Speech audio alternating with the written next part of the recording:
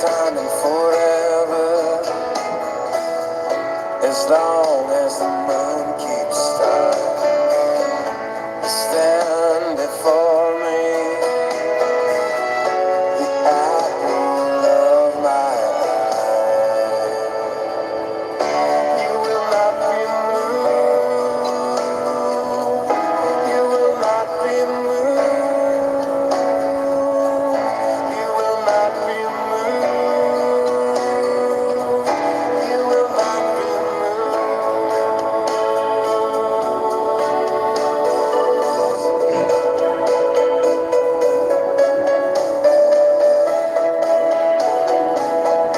As the mountains surround Jerusalem, so Yahweh surrounds us. So His love enfolds us. So Yahweh indwells us. We cannot be moved. We cannot be moved. We cannot be moved. We will not be moved.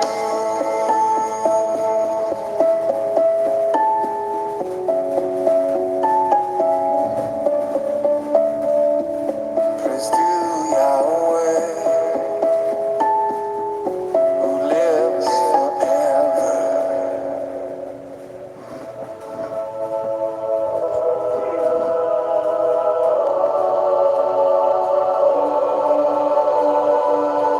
He cannot be moved. He cannot be moved.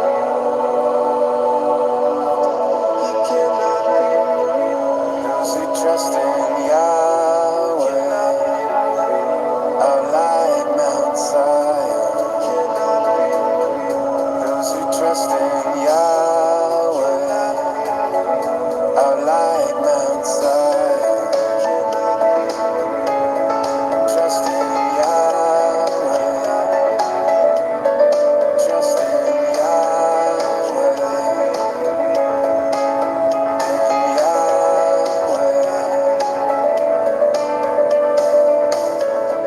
Trust in Yahweh.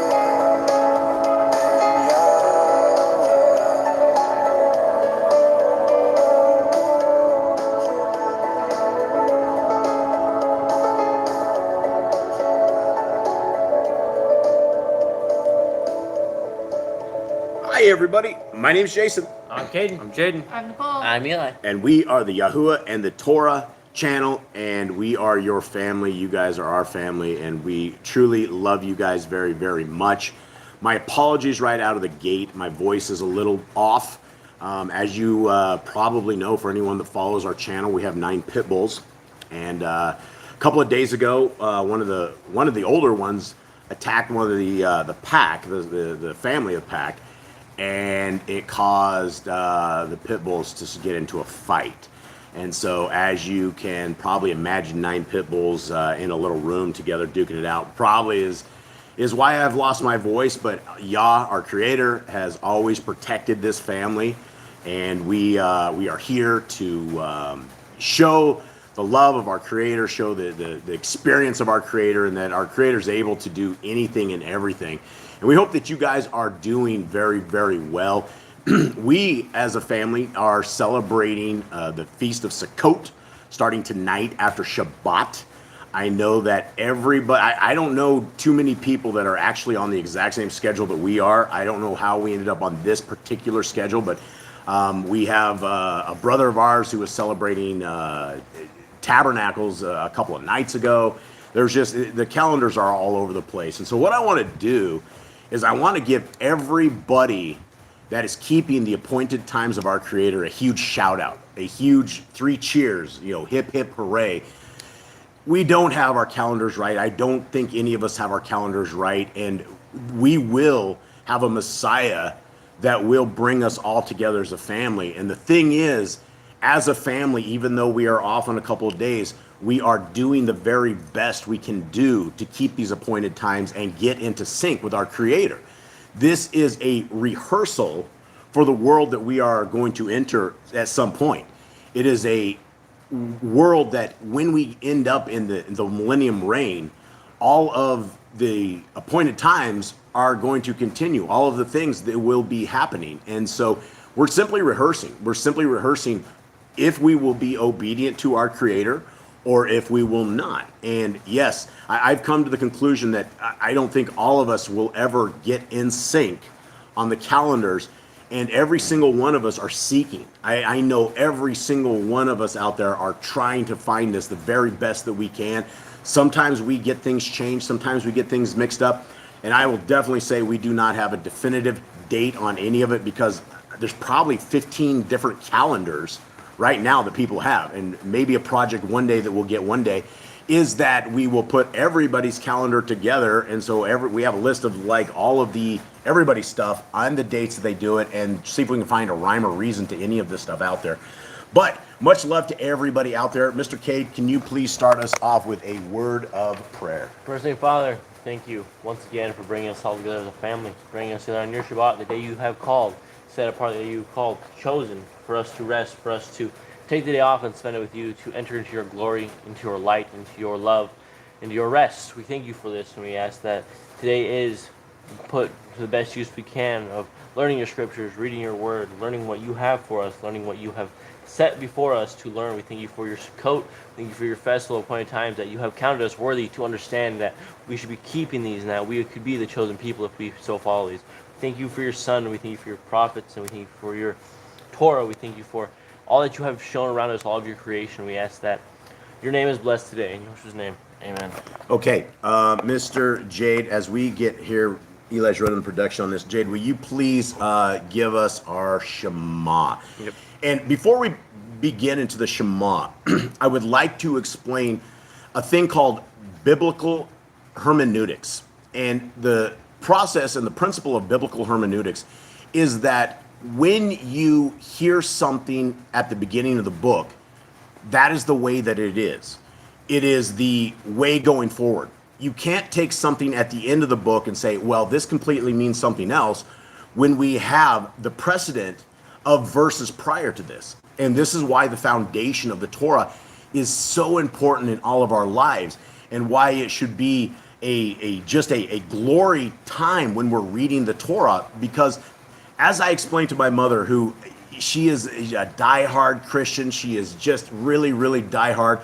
This week I actually had a pretty good conversation with her, but I left her kind of speechless about it. It's very, very hard to break on through to man-made traditions and religion. And when we speak to others outside who are in these man-made religions, when you go against their core principle beliefs, they completely shut down.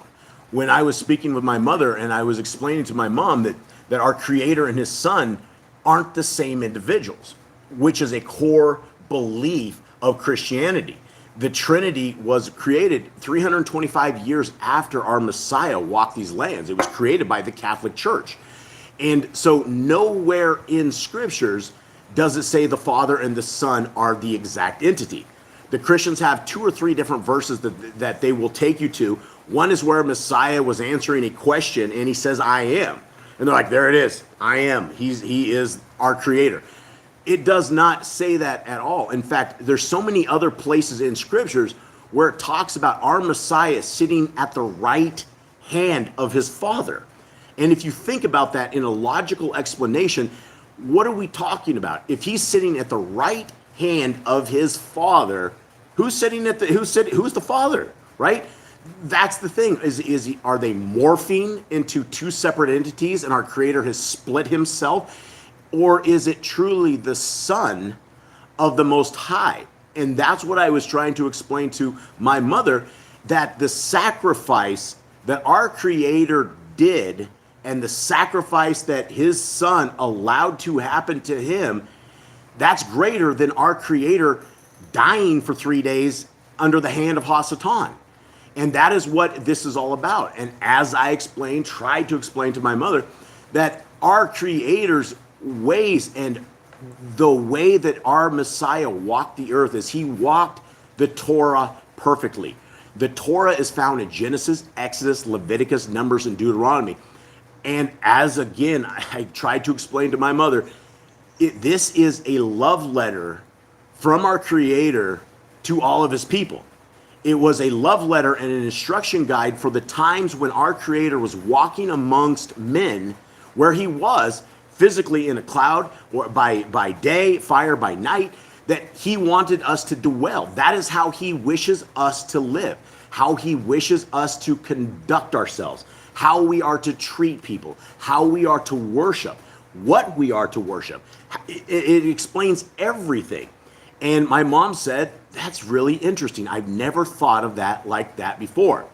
But then, you know, she shut down towards the end and just like, goodbye, Jason. I'm like, goodbye, Mom. I love you. So it doesn't always turn out well, but we can absolutely plant these seeds, and we can do this. And when I'm talking about biblical hermeneutics, what Jaden is about to read is called the Shema. And the very first thing it says is Yahuwah is one, right? If our Creator was two, then the entire scriptures have been polluted right here, because when it says Yahuwah is one, they would be lying to us. And I don't accept that. I have never found a spot in scriptures where they don't make any sense, where they clash, or where for any reason that our Creator and his Son are the exact same individuals. And from a purpose of understanding that a father allowing his son to be massacred, tortured to death, beaten, tortured, is a far more sacrifice than trying to commit suicide and saying that you just died and under the hands of a created entity. So that's where we're at. Jade, please read our Shema. Hear, O Yisrael, Yahuwah our Elohim, Yahuwah is one. You shall love Yahuwah your Elohim with all your heart, and with all your being, and with all your might. And these words which I am commanding you today shall be in your heart. You shall impress them upon your children, and shall speak of them when you sit in your house, when you walk by the way, when you lie down, and when you rise up. And shall bind them as a sign on your hand, and they shall be at frontlets between your eyes. And you shall write them on the doorposts of your house and on your gates. Okay, and so that is a commandment to all of us, right? These are part of this, that it doesn't matter what age you are at. When you're reading the extracurricular scriptures like the writings of Abraham, it is very, very clear that the kids, even at 3 years old, they were started to train up in the Torah. Like, that is what this is all about. We want a family of people who are willing to be obedient to our Creator, and that they are willing to submit themselves to the higher power, right? We don't have any other known higher power other than what our Creator has given to us. And we understand from the Torah, from Genesis, Exodus, Leviticus, Numbers, Deuteronomy, that our Creator loves us, that he has a plan for us, that he has an extraction for us, that we are going to leave the captivity that we are in one day, and he's going to take us to a place to reign. Now, the place that we are going is a place where everybody will know the Torah. Everybody that's going there will know what it is. And Matthew 7 very clearly says that those who do not have the Torah, that those who are Torah-less are kicked out. They are told to depart from me because you work wickedness, you work lawlessness. And so these are the reasons why the Torah is such a beautiful thing for all of us, why it's just an enhancement to all of our lives and everything around us. All right, so before we begin these laws, statutes, and commandments, I want to give you guys a little bit of good news and a little bit, I guess, exciting news for us.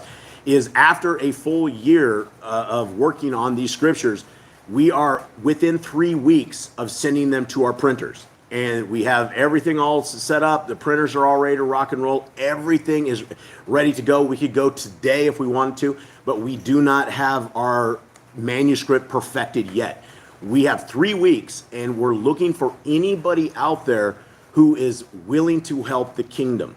And what do I mean by willing to help the kingdom? That if you guys will download the PDF that Miss Nicole is going to pop in there and give it a read any book, and let us know if you guys see anything out of place, any jots, any tittles. There are literally 1.4 million words in these 103 books that our family has gone over again and again and again. And we're to the final stage where we're finding an I, like the letter I somewhere, or we find a period somewhere out of place. those are the things. And so we are doing the final reading. Right now we have 3 families that are out there working on this right now, and I think we have one of our little Bible scribes in the chat right here that is helping us out right now. We have Ruby, who has found an error yesterday, and we really appreciate Ruby and her diligence, and anybody else that is willing to help us read through these over the next 3 weeks and make sure that when it goes to print, it's as near perfection as we can get. Now, as a realist, I know that there's still going to be issues here and there, but coming from the original manuscript that was the YHWH Scriptures, their manuscript was messed up. There were hundreds and hundreds and hundreds of errors all over the place. We've gotten most of those all fixed up, and we're just down to the final little thing. So as you guys want to read the Scriptures, which everybody, I hope, out there would love to read the Scriptures, please let us know. You guys have my email address below. You guys know where that's, you can get a hold of us at. The next awesome news is that we got word from our coder yesterday on the Android app, and I think it was a little more of a journey than they thought it was originally, because they were supposed to have it out about 2 weeks ago. But finally yesterday he let us know that all of the data has been imported, and again that's 1.4 million words into this application, and it's going, they're finishing up this app. So I am hoping and praying that by next Shabbat that there's a Google app out there for us. It'll be completely free. Everything that we have is completely free, and it'll be amazing. And so that'll be out there. And the last cool thing that we're doing on Mr. Eli, who is the youngest of this family, this week actually cracked the code on eSword. And the thing with eSword is yet another platform that's really hard to figure out and import text into. And he got it cracked. He got the Paleo Hebrew into it. And right now he is, what were you at? I'm in Judges. He's in Judges right now. So he's made it through Genesis all the way to Judges, getting this imported into eSword. And once we're done with that, I believe you can import Apocryphas into eSword as well, which we will do. But hopefully by the end of this coming month in October, we will have the eSword module that will be ready, completely free. You guys can download that, get that popped in there. And eSword works across Android apps, Apple apps, and all the computer and things. So the word of Yah is definitely going out, and we're very super excited. And we've I don't know how many, last count we had 25,000 different downloads of scriptures. I believe there's at least 15,000 different Bibles that have been downloaded since we've been doing this. And so the distribution of the word of Yah is actually going out. 15,000 is a decent amount. And so all we need are a few people that are willing to seek the ways and the will of our Creator. And hopefully this codex, this manuscript, will be something that can guide them in their lives. And we are very happy with it, and we're very psyched. And so thank you to everybody who has helped us along the way. And let's get into this. Mr. Cole, what do you got? Days Rainy asked, will there be an Apple device app also? So Days Rainy, the answer to that is I do not know. Apple's a little bit different. I would love to say yes, we will absolutely have the device, the manuscript on Apple. What we will have is that the eSword has an app for Apple. So you will absolutely be able to use the eSword module and Apple. We're building it for those. So for sure it will be on that. As far as Apple goes, I do not know. With the Google Android app, we can actually put it on our website, and you don't need like Apple Store to distribute it. So it's in the future. We will see for sure, but for sure with eSword, it will definitely work on an Apple device right now. All right, so are you guys ready? Yep. What we're about to do, everybody, is we are about to read the laws, statutes, and commandments from the Shema that we read, that we are supposed to write these laws, statutes, and commandments on our heart, on our mind, on our soul. This is what we are trying to do today. So as we read through them, if anyone has any kind of questions, any kind of comments, if a commandment doesn't seem right to you or you need some explanation, we are absolutely here to talk with them, all of you guys out there, about any of these commandments. So, number 1, be fruitful. Number 2, multiply. Replenish the earth. Subdue it, have dominion over the fish, fowl, and every living creature. The earth bearing in every tree is for food. Man and woman should build their own families. Let it be clean. Sin. Every clean living thing that lives should have food for you. Do not eat the blood. Walk before me and be perfect. Guard Yahuwah's covenant, laws, statutes, and commandments. Every male shall be circumcised at 8 days old. Teach your children the commands and guard the way of Yahuwah. His name for all generations. Keep the Passover, Pesach. Keep the feast of bread, festival of matzah. There is one Torah for the stranger and one for the Hebrew. Sanctify all firstborn to Yahuwah. There are no mighty ones before Yahuwah. You shall not make graven images. Do not bring Yahuwah's name to naught. Keep the Shabbat, Sabbath. Honor your parents. Do not kill. Do not break wedlock. Do not steal. Do not make false accusations against your neighbor. Do not covet anything of your neighbor's. Do not make an altar from rock that tool has touched. Do not go up the altar by the steps. If a man steals cattle, he shall restore it 5 times. Yahuwah's laws for criminals. Do not lie with beasts. No sacrifices to other Elohim. Do not oppress the stranger, fatherless, or widow. Do not charge your brother interest. If you borrow your neighbor's raiment, return it to him before sunset. Do not curse the ruler of your people. Do not eat what is torn of any beast. No false report. Do not follow and Judge righteously against the poor. Bring back your enemy's cattle if you find it going astray. help the animals of your enemy. Stay away from rumors and gossipers. Take no bribes. Do not oppress a stranger. Love the stranger. Give your land rest in the 7th year. Do not mention any pagan names. Keep the feast of Yahuwah. Do not cook your goat in his mother's milk. Obey the messenger, angel Yahuwah sent to Torah. Do not bow down to other Elohim. Serve Yahuwah. Make no covenant with other Elohim or outsiders of the land. Do not make or use anointing oil on a person, and do not make or use perfume on a normal person. Do not eat the fat. Do what you say you are going to do. Return what is your neighbor's. Obey Yahuwah's dietary laws. When it is time of separation, Obey Yahuwah's hygiene laws. Keep the day of atonement, Yom Kippurim. do not uncover the nakedness of your family. Do not take your woman's sister for wife. Do not lie with a woman uncleanness. You shall not sacrifice your children to Moloch. Do not be a sodomite. Be Do not reap the corners of your field, or you shall not glean your vineyard. Do not deal falsely or defraud your neighbor. Do not lie or be a liar. Pay your workers the day's wage their due. Do not harm the disabled. Do not endanger your neighbor. Do not hate your brother. Rebuke your neighbor for his sin. Love your neighbor as yourself. Do not diverse your cattle. Do not mingle your seed. Do not mingle linen and wool. Do not lie with a taken woman. Do not eat the fruit of the trees for 3 years. Do not practice sorcery. Do not round your beard or the corners of your head. Do not cut yourself for the dead. Do not get tattoos. Do not prostitute your daughter. Do not defile your temple. Do not consult a medium. Respect your elders. Have correct weights and measures. Do not walk in the manners of the nation. Keep the feast of first fruits, Shavuot, Omer, Pentecost. Keep the feast of trumpets, Yom Torah. Keep the feast of Sukkot, Shemini Ataret. If you blaspheme the name of Yahuwah, you shall be put to death. You kill your neighbor's animal, you must give him another. Repay injury for injury. Honor the Yobel, Jubilee year.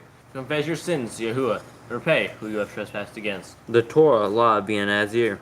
Or is easy on the 4 corners of your garments. The Torah, the laws of whoever touches a corpse. Follow Yahuwah's Torah, law of inheritance. Torah, law of keeping your oath to Yahuwah. Do not add or take away from the word. Guard your soul. Learn to fear Yahuwah. You shall love Yahuwah with all your heart. Find the Torah law is upon your hand and the frontlets between your eyes. Write the Torah laws on your doorposts. All right, hold on. Hold on. I saw that comment too, but I missed it. It went away. What was the comment, Mr. Cole? Days Rainey says, my husband asked, is it do not kill or do not murder? Is that the same thing? I mean, I feel like there's two. Like murder is like innocent, and kill is like defense or like righteous. I don't know. well, I mean, there's obvious. Can they elaborate? Yeah, Can we it- get a little bit of elaboration on what that means? I feel like you're both taking a life. Either way, you're taking a life between both. I feel like Yeah, murder is innocent. Murder is like how you define innocent. Killing. Yeah, I mean, as far as murder goes, I mean that is obviously absolutely wrong. That is what we should not do if we're taking a life. But if you're walking down the road and some dude cracks you over the skull and you're like trying to save your life and you accidentally kill him, I think that's something different. And there's Torah commands for all of this stuff. Like for instance, if you're out there axing a tree down and your head of the axe flies off and cracks your neighbor or somebody, whoever's out there with you, in the skull and it kills him, as long as, back in the day, you were supposed to go to a city of refuge. And so there were actually laws in the land that if you accidentally kill somebody that you do not mean to, you are not held accountable. But there's also a revenger it seems like they're always after you for all these times. So, Sister Barb yeah. is here. Hey, Sister Barb's here. Wow. Murder is to kill with malice. It is murder in text. Murder in text. Yeah, no, that's really, really Yeah. That I guess that hopefully that answers it. Yeah. Both ways. Yah doesn't want you taking another person. Very important. I mean, that's. But having said that, Yah has sent his people after entire hordes of people and said to kill them all. But also, you have to realize that those people were a corrupted bloodline of either Yep. Gentiles or people that have done like evil wickedness and were like in danger to Yah's people. Absolutely. So you had to get rid of them to basically continue on the holy generations. Yeah. And in Hebrew, it does say, "Do not murder." Right. Okay. Yeah. So hopefully that answers it. That's the power of this little group, right? As we sit around this stuff, Boss Clan. We're just a little family out in the middle of the jungle in South America.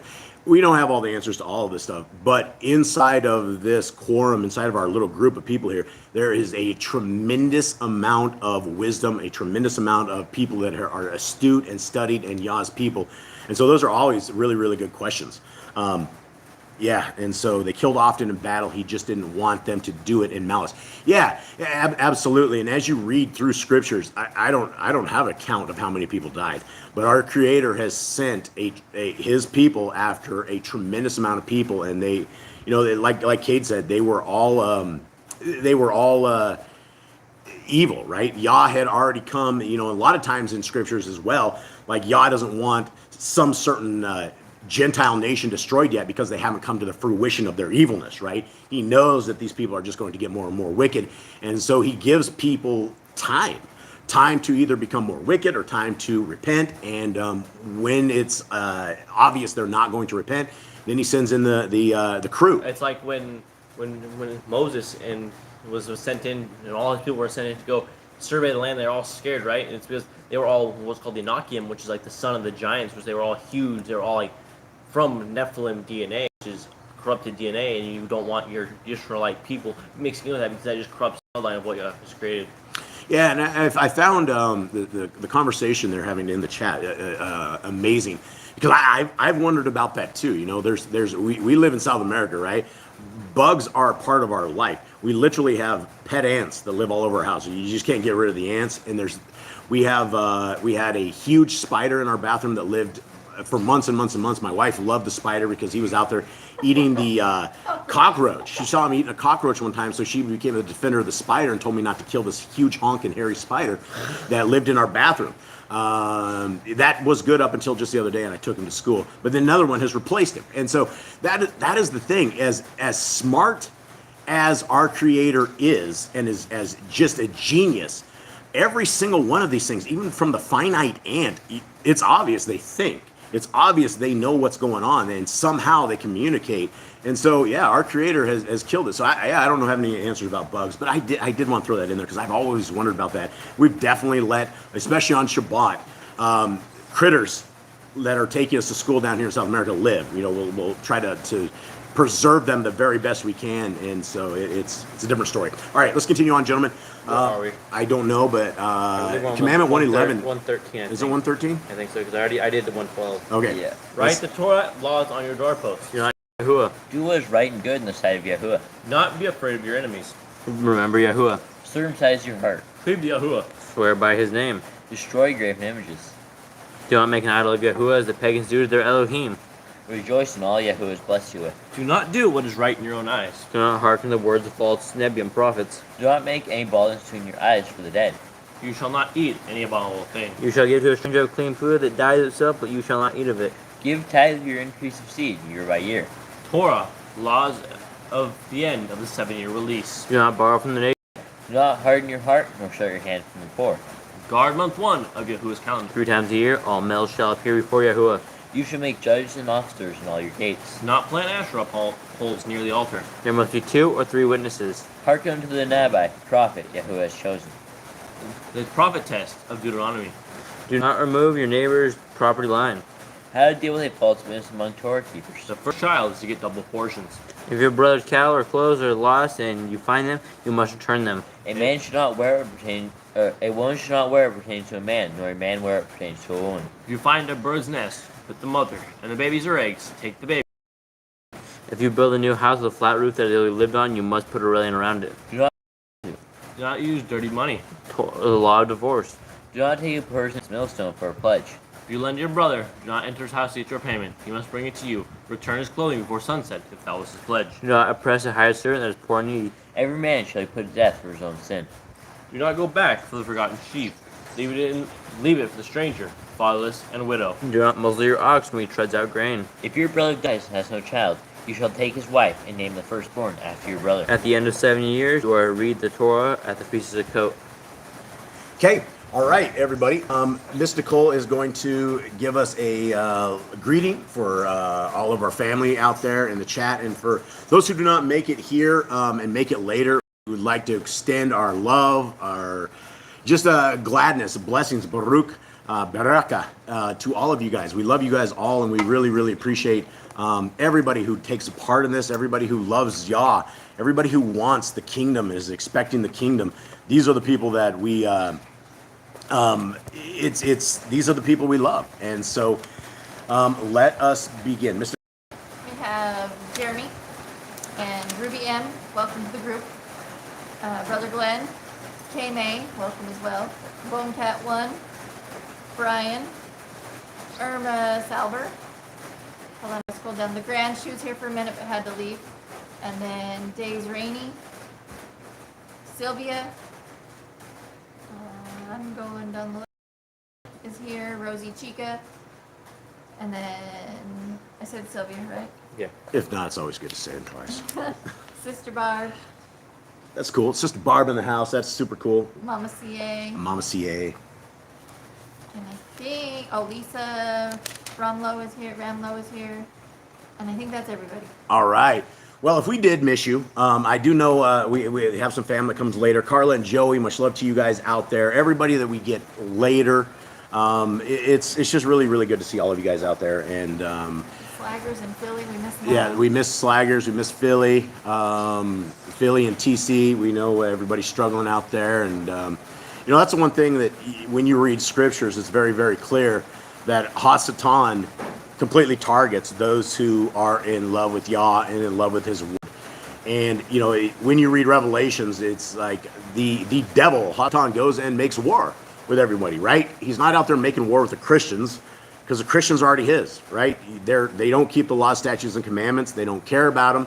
They're expecting the fake rapture that's going to go save the disobedient kids, and they have nothing to work forward to.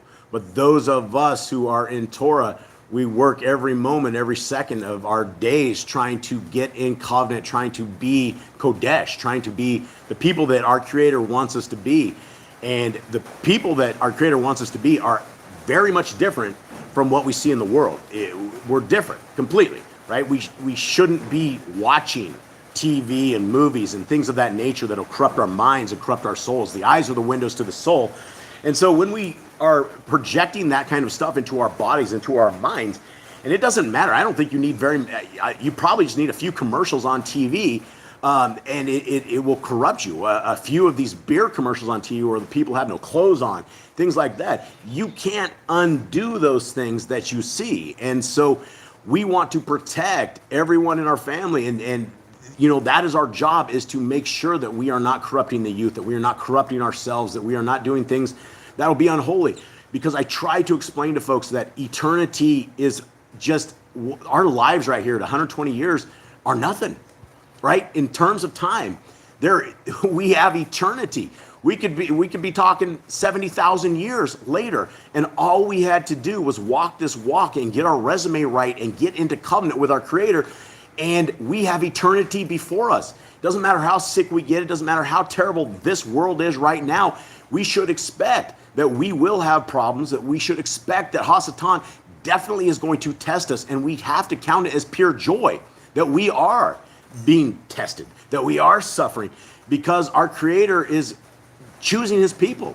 He's choosing us very, very carefully, and it's not a mystery what He wants. Scriptures is very, very clear that He wants an obedient people. He wants a people that loves their neighbor as themselves, which that in itself, you know, we've had this conversation in our family a lot, and because we're out in the middle of the jungle, right? We don't have neighbors, we don't have anyone else, but we do have brothers, and that is the same commandment. Do you love your neighbor as yourself? Your neighbor could be the same person in your same house.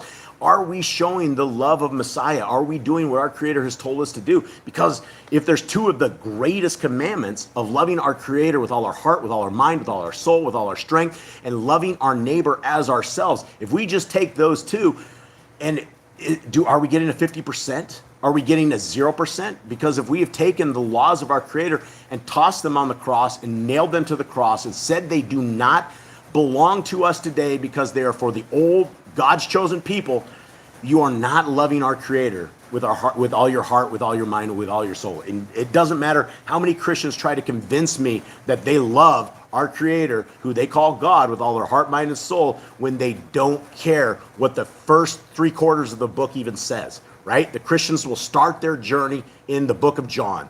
My mother told me that as well. I'll just throw that in there. She has some clean lady somewhere in the States, and she was telling me how she had Jesus. She was going to have Jesus into this lady's heart, and she was going to be saved. And I'm just sitting there cringing because it's just not biblical. What she's saying is not biblical. None of this. 50,000 religions are not biblical. They do not follow in with scriptures. So we need to be very, very clear that this is what we're seeking, is we're seeking Yah's ways. All right. Jeannie says a neighbor is also a homeless person on the street. Yeah, absolutely. The homeless person that you walk by, all of the things that we can change a world. And there are so many times in our lives where we can change a life simply. And I've always, if you go to the Yahoo and the Torah .net website, if you click on donate here, first and foremost, there's no place to donate. Second of all, if you want to donate, it says, go find somebody who needs a big hug. Go share the scriptures with somebody. Go tell people the love of Messiah Yahushua. Tell them that there's a better way than the whole once saved, always saved Romans road to Christ. That's not biblical. If your Elohim, lowercase Elohim, is brother Shaul, Paul, right? And all you know is brother Paul, and you quote, that's all you care about, and you think that you're some church out in the middle of somewhere, and you don't know exactly what that church wrote, but you're seeing a letter that was written to them regarding their problems, and you've taken that for scripture while you violate the whole first part of the book. That's not right. In context, brother Shaul writes very hardcore. It's hard to understand his stuff. You have to have the front of the book as a core foundational cement structure, a corner post, corner block, before you ever move into other stuff outside of it. And so this is why we are reading scriptures this way. Yeah, like Jeremy says, they misquote Paul out of context and cherry pick. And we have a little Telegram group, and I was probably the only, at one point, I was anti-Paul. I was like, look, you can't defend the writings that this man does. But after a little bit, I've come to understand that Brother Paul wasn't writing to us for today. He was writing to a little church in Galatia, to the folks of Ephesia, people that had issues. We're only seeing part of a letter. We're eavesdropping on a conversation, and we have unfortunately made another God, another mighty one, who people call Paul. And I made fun of the Christians because the first thing they'll always say is Paul says. Okay, well, you should keep the commandments. Well, Paul says right here that the law is, blah, blah, blah. Well, that's out of context. And with biblical hermeneutics, what started at the front of the book can't be changed. We can't change it at the end. You can't put a trinity in it when we have Deuteronomy 6 that says the Yahuwah is one. Our Creator is one. He's not multiple things. And so that's just what we're trying to talk about. All right. Let's go through this. We are into, right now, Exodus 7. Anybody? Boys, tell me what's happened to this point. We know the story of Jacob, his 12 sons, how they all went down to Egypt towards the end, how Joseph was one of the highest rulers in Egypt. Well, after Joseph dies and after Pharaoh dies, we get a new Pharaoh who doesn't know these people, and he sees the growth of all the Israelites. So we see the growth of them because he's scared. And then there's too many of them. They're huge people, right? They're all blessed, right? Every one of them is like, there's too many. We got to enslave them so that way we have control of them so they don't revolt and kill us all. But Yah sets out a plan for Moses, and Moses is put down in a little basket through water and basically becomes the adopted son of Pharaoh.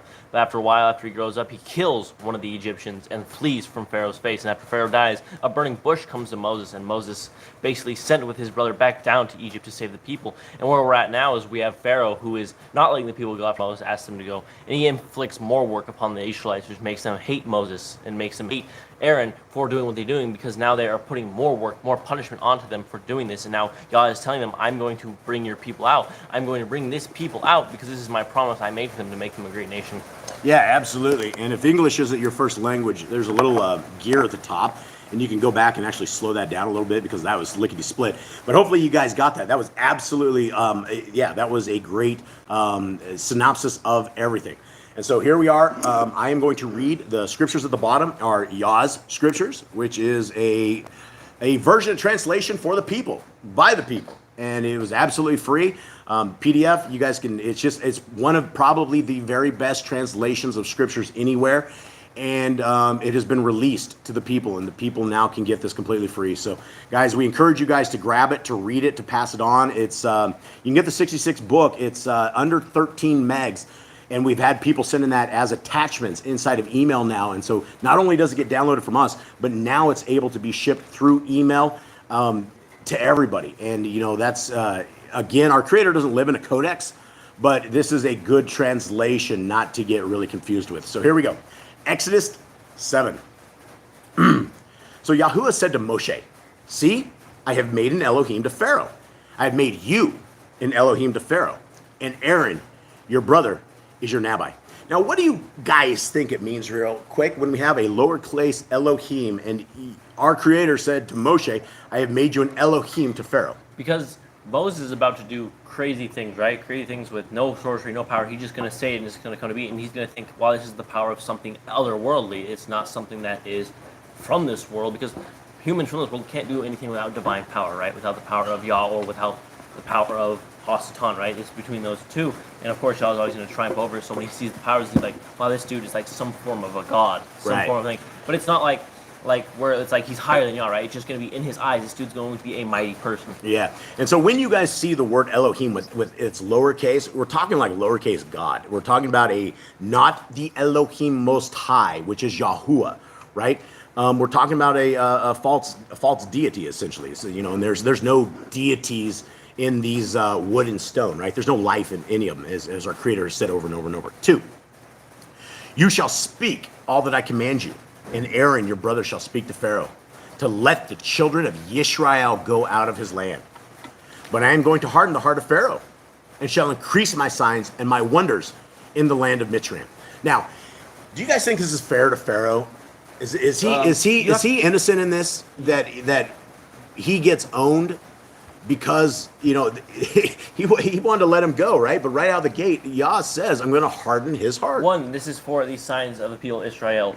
2, Pharaoh has already done great wickedness, right? The people of Egypt were not good people. This is like more of like a punishment. Just as like they went and killed the other nations that were evil, this is just another one of those nations that were evil. So on a human aspect, it's not fair to Pharaoh, but in a aspect from Yah, this dude is evil and needs to be dealt with. Jay, do you have anything? No.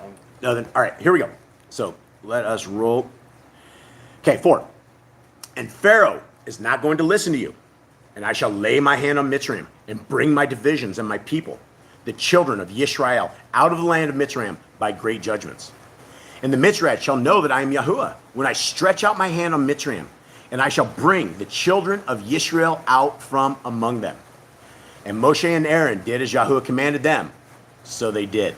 All right, now we're going to have Eli read the Targum at the top. Now, the Targums is yet another translation of scriptures that we have found some bones. There's some leaven in this, definitely. I believe that us as a group, as a little people seeking Yah, that we are old enough, advanced enough that we can figure out what leaven is. And you would never know what leaven is unless you knew what the Torah was, right? Deuteronomy 4:2 says we do not add to or take away from the word of our Creator. That is a commandment, right? That is why we, as a family, as we have been putting these scriptures together, have been tripping out, tripping out because there's a commandment that do not take or do not add to the word, which is why trying to get these scriptures out as perfect as we can, because we don't want to break commandments. We don't want to break Torah as we're trying to bring these scriptures out. It is very, very important that the scriptures remain as they are with the proper translations. All right, Mr. Eli, put it together. But Yahuwah said to Moshe, Wherefore are you fearful? Behold, I have set you a terror to Pharaoh, as if you were his Elohim, and Aaron your brother shall be your prophet. You shall speak to Aaron that which I command you, and Aaron your brother shall speak to Pharaoh, and he released the sons of Yasharel from his land. But I will harden the disposition of Pharaoh's heart, to multiply my signs and my wonders in the land of Mizraim. Nor will Pharaoh hearken you, but I will shoot among them the arrows of death, and inflict the plagues of my mighty hand upon Mizraim, and will bring out the sons of Yasharel free from among them. And the Mizri shall know that I am Yahuwah, when I uplift the stroke of my power upon Mizraim, and bring forth the sons of Yasharel from among them. And Moshe and Aaron did as Yahuwah commanded them, even so they did. Okay, okay. All right, so as you guys can see, for the most part, the Targum is pretty close. We had Emissary Elohim. He was like, well, you should have used the Septuagint. The Septuagint is almost literally identical with this, and so as far as having anything extra to read, we would be reading the exact same thing. We want over several and over. points of view. We want Right, several absolutely. versions of this to put it all together, right? You can't just take, like if you just take the King James and you read and say, I base my beliefs on the King James.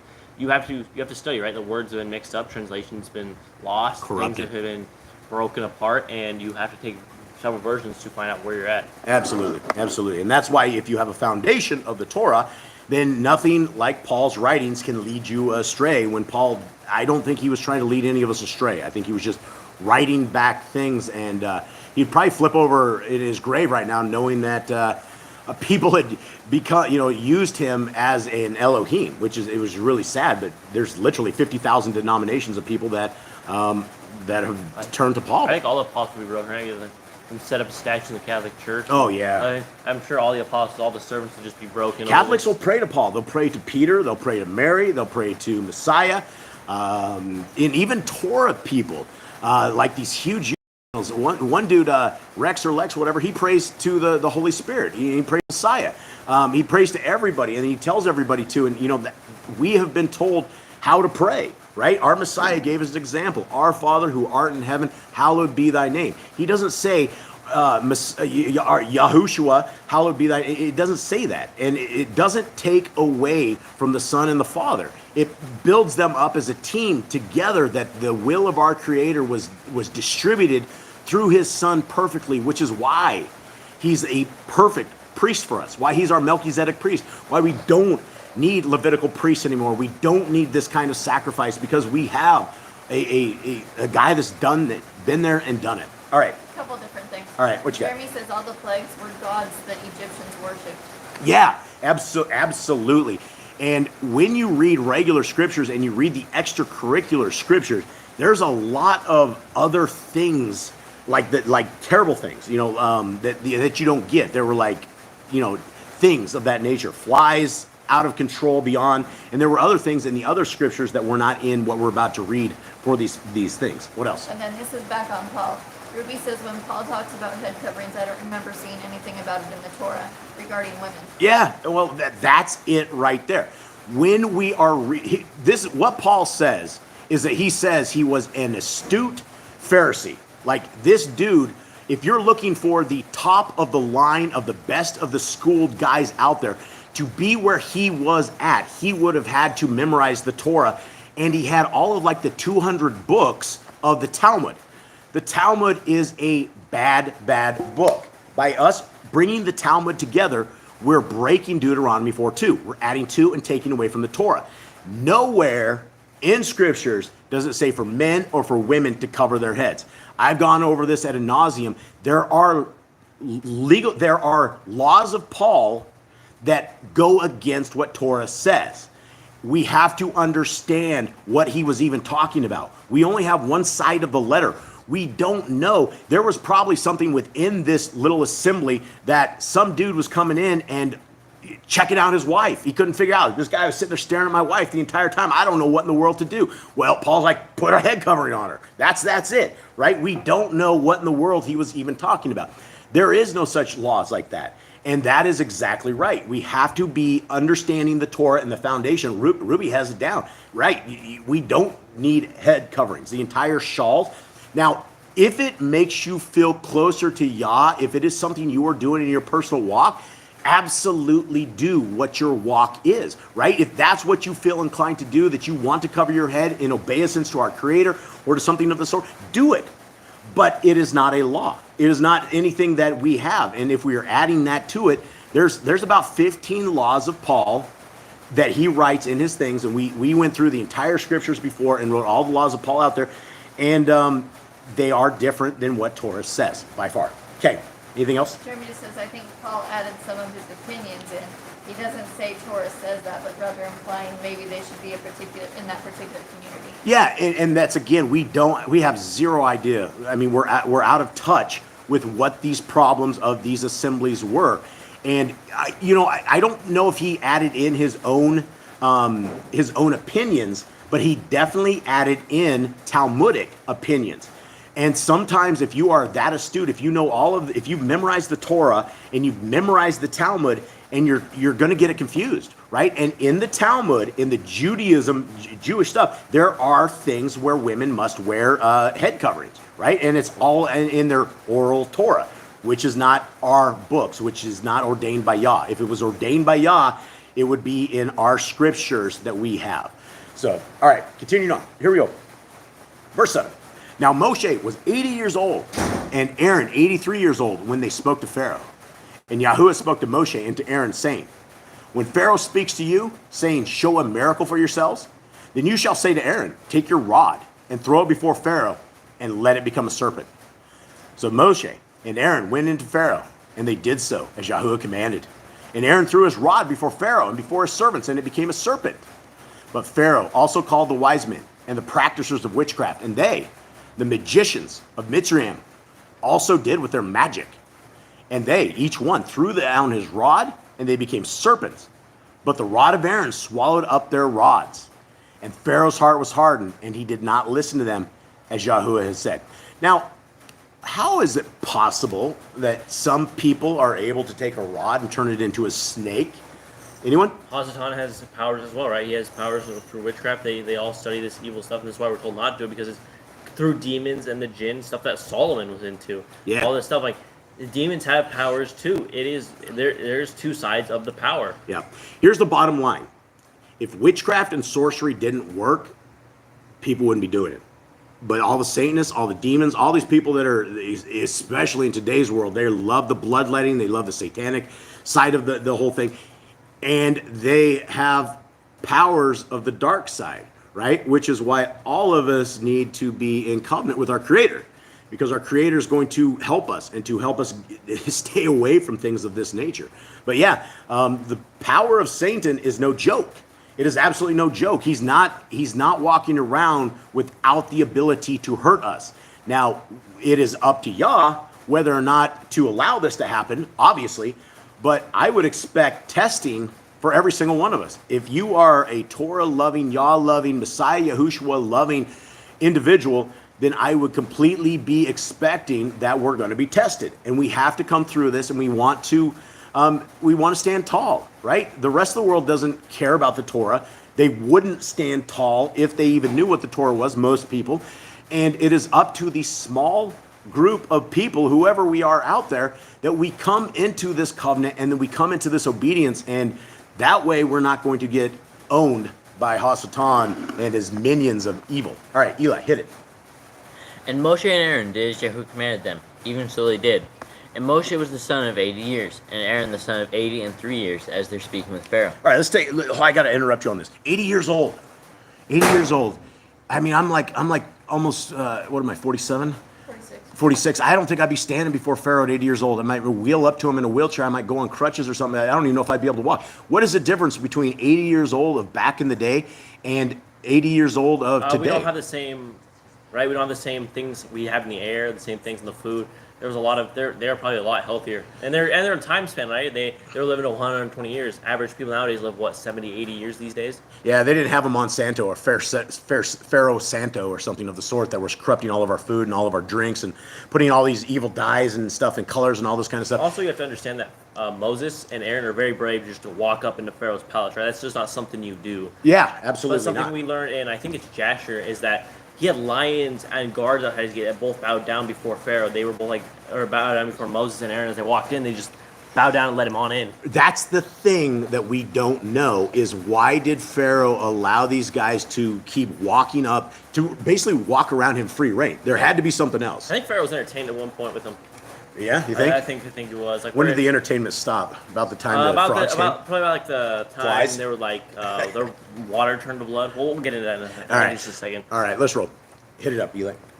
And Yahuwah spake to Moshe and to Aaron, saying, When Pharaoh talks with you, saying, Give us a miracle, you shall say to Aaron, Take your rod and cast it down before Pharaoh, and it shall become a basilisk serpent. For all the inhabitants of the earth shall hear the voice of the shriek of Mizraim when I shatter them, as all the creatures had heard the shriek of the serpent, and made naked at the beginning. And Jerusalem says, And throw down before Pharaoh. And throw down before Pharaoh, huh? Is that like square up? Everybody's like squaring up to go to Pharaoh? Yeah. So what? He's talking about the snake, right? Throw it down before Pharaoh? Yeah. Okay. And Moshe and Aaron went in unto Pharaoh, and did Yahuwah command. And Aaron threw down the rod before the sight of Pharaoh, and before the sight of his servants, and it became a basilisk. But Pharaoh called the Hachims and magicians. They also Hashim, I think it's Hashims. Is that what it is? I don't know. And magicians, and they also Janus and Jambres, the magicians of Mizraim, did the same by their burnings of divination. They threw down each man his rod, and they became basilisks, but were forthwith changed to by what they were at first, and the rod of Aaron swallowed up their rods. In this position, Pharaoh's heart was hardened, and he would not harden them, as Yahuwah had said. Oh, something we learned about the magicians is they weren't just like people that were just there and they ended up dead. They're actually the people, Balaam and his kids. They were all his people, and they fled Mitzrayim, they fled Egypt before everything got crazy. They're like, no, we're out of here, and they went doing their magic somewhere else. Yeah, and so one thing on Exodus 7:11 I want to go back to, because it does get, this is the only little bit of stuff that we get, and this is the cool stuff we get out of Targum. So we're like, this guy just tossed down some rods and it becomes snakes. Targum says they did the same by their burnings of divination, and so these dudes were sitting there working up their little magics and doing all their little magic stuff to make this happen. I thought the part about the snake where it was screaming or something. Do we read Back that? up, yeah. Where do we read that at? Eli just read it. I missed it. Where's that? Snake screaming? Creatures yelling. I don't think. Here it is. Okay. Let's read that here. When Pharaoh talks with you, saying, Give us a miracle, you shall say to Aaron, Take your rod and cast it before Pharaoh, and it shall become a basilisk, serpent. For all the inhabitants of the earth shall hear the voice of the shriek of Mitzrayim when I shatter them, as all the creatures heard the shriek of the serpent when made naked at the beginning. Yeah, that's creepy. That's crazy, huh? That's telling us a little bit about judgments back in the days, when the serpent, Hasatan was in the serpent. Definitely crazy stuff like that. All right. Heading back to 14 on Yah's Scriptures at the bottom. And Yahuwah said to Moshe, The heart of Pharaoh is hard. He refuses to let the people go. Go to Pharaoh in the morning as he goes out to the water, and you shall stand by the river's bank to meet him. And take in your hand the rod which was turned into a serpent. And you shall say to him, Yahuwah, the Elohim of the Ephraim, has sent me to you, saying, Let my people go, so that they serve me in the wilderness. But see, until now you have not listened. Thus said Yahuwah, By this you know that I am Yahuwah. See, I am striking the waters which are in the river with a rod that is in my hand, and they shall be turned to blood. And the fish in the river shall die, and the river shall stink, and the Mitzrayim shall find it impossible to drink the water of the river. And Yahuwah spoke to Moshe, Say to Aaron, Take your rod and stretch out your hand over the waters of Mitzrayim, over their streams, over their rivers, over their ponds, and over all the pools of water, that they become blood. And there shall be blood in all the land of Mitzrayim, both in wooden and in stone containers. And Moshe and Aaron did so, as Yahuwah commanded, and he lifted up the rod and struck the waters that were in the river, in the eyes of Pharaoh and in the eyes of his servants, and all the waters that were in the river were turned to blood. And the fish that were in the river died, and the river stank, and the Mitzrayites were unable to drink the water of the river, and the blood was in all the land of Mitzrayim. And the magicians of Mitzrayim did the same with their magic, and the heart of Pharaoh was hardened, and he did not listen to them, as Yahuwah has said. And Pharaoh turned and went into his house, and his heart was not moved by this either. And all the Mizrahites dug all around the river for water to drink, for they weren't able to drink the water of the river. And 7 days were completed after Yahuwah had struck the river. You think Pharaoh was real mad about the magicians also turning everything else to blood? Like, no, you fools! What are you doing? Stop Turn doing it back! this. Turn it back! So like sitting there like, oh, we can do that too. They just like run out, like all of them hit their sticks in the ground, and they're like, Pharaoh's like, you fools! Yeah, he probably, that's the thing is you would have thought that he would have wanted them to replace it back with water, versus showing them that they could turn water into blood as He's like, well. He's like, we can do this too. And he's like, no, that's our only water. What are you doing? Yeah, and that's the thing. There's not a lot of discussion on this, but blood is a thick substance. Blood is it's definitely not water, and it definitely stinks, and you're probably watching like a river of blood clots. Nothing in right? there It would is going clot to up. survive. Well, right, and where blood clots, it probably had the same properties. I mean, there were reeking blood clots Kinda all like a over the milk place. curdle. Yeah, milk curdle. It would have been horrific, because all along the banks of the river, you would have had dried blood all over. And the question is, when it turned back, when Yah turned it back into water, was there still residue of blood all over the side of everything, or did it just all disappear? I bet it all went back to water. You think there's no residue at all? I don't think so. Nobody thinks so. Mr. Cole didn't think so either. Okay, all right. Well, there's a couple of us. All right, Eli, take us away. And Yahuwah said to Moshe, the disposition of Pharaoh's heart is obdurate in refusing to release the people. Go unto Pharaoh in the morning. Behold, he comes forth to observe divinations of the waters and magician. So shall you prepare you to meet him on the bank of the river. And Aaron's rod that is changed to be a serpent you shall take in your hand. All right, let's just stop right there, because this is something new that we don't get from other scriptures. Is that Pharaoh was going out to observe the divinations at the water. So it sounds like a morning ritual or something. He went out. His magicians are all out there. We know from, I think it might have been Todd's writings, that the daughter of Pharaoh went into the river to get blessings from one of the gods for birth, for childbirth. It was one of the gods of the river or something was there for what was it, fertility? Fertility of the land, I think is what it was. Okay. There was another version, I can't remember which one it was that I read, but it said that it was Pharaoh was going to go down and bathe in the river. Bathe in the river? Yeah. Jerusalem says to refresh himself with the river. To refresh himself. Yeah, You but think he was already in the river? You think he's just sitting there from the other side? I think he was going down. I think he watched the whole thing go down. But I was fascinated that the magicians are all sitting there doing their hocus pocus stuff on the side of the river. Was that a morning ritual that he went down and they're all out there, with their smoke and divinations and satanic worship and look at this, Pharaoh. That's just another reason that he had to go, right? He was obviously entrenched in this Well, dark yeah, magic and this evil. Egyptians had a lot of gods, right? They have a tremendous amount of gods. Not as many as the Indians, the guys from India. The guys from India have a lot of gods. But, I mean, they have tons of mighty ones. All right, hit it, Eli. And you shall say to him, Yahuwah Elohim of the Hebrews has sent me unto you, saying, release my people, that they may serve me in the desert. And, behold, as yet you have not hearkened. Thus says Yahuwah, by this sign you shall know that I am Yahuwah. Behold, with the rod that is in my hand, I will smite the waters of the river, and they shall be changed into blood. And the fish that are in the river shall die, and the river become foul, and the misery shall desist from drinking the water from the river.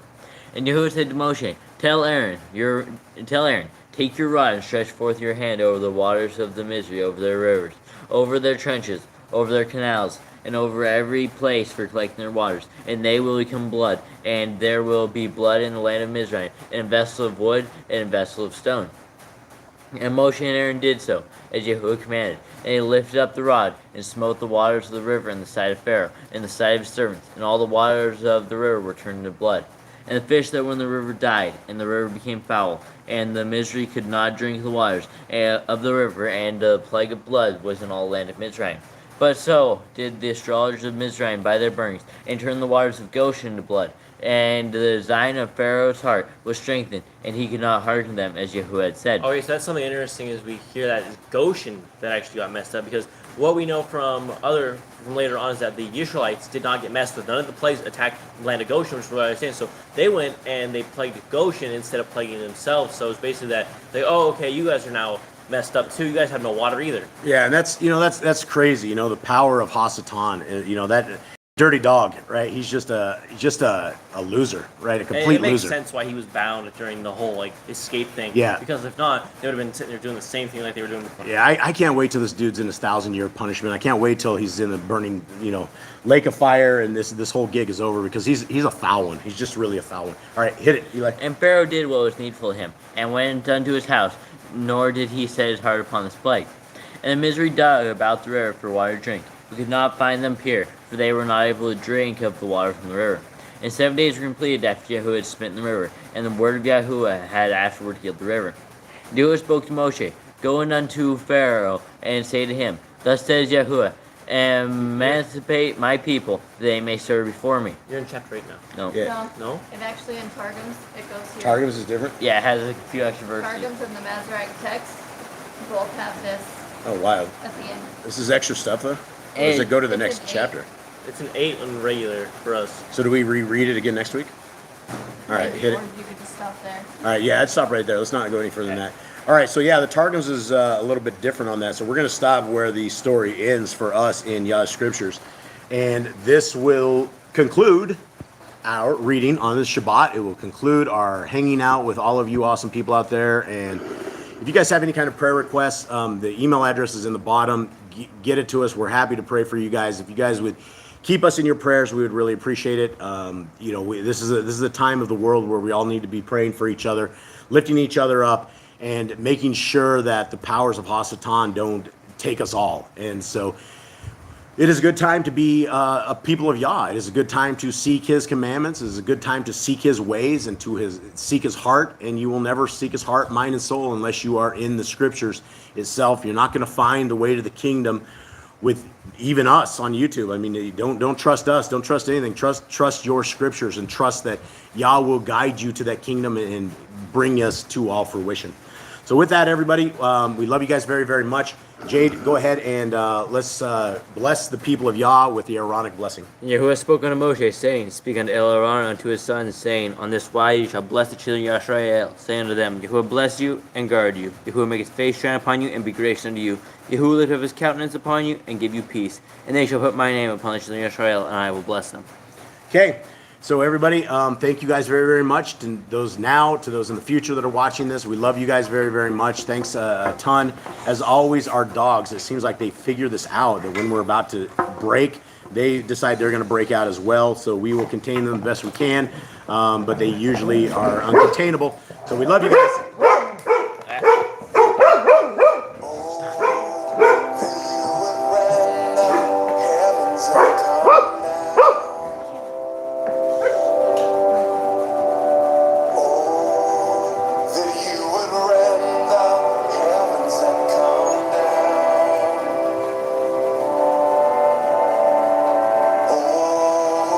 That you would rend the heavens and come down.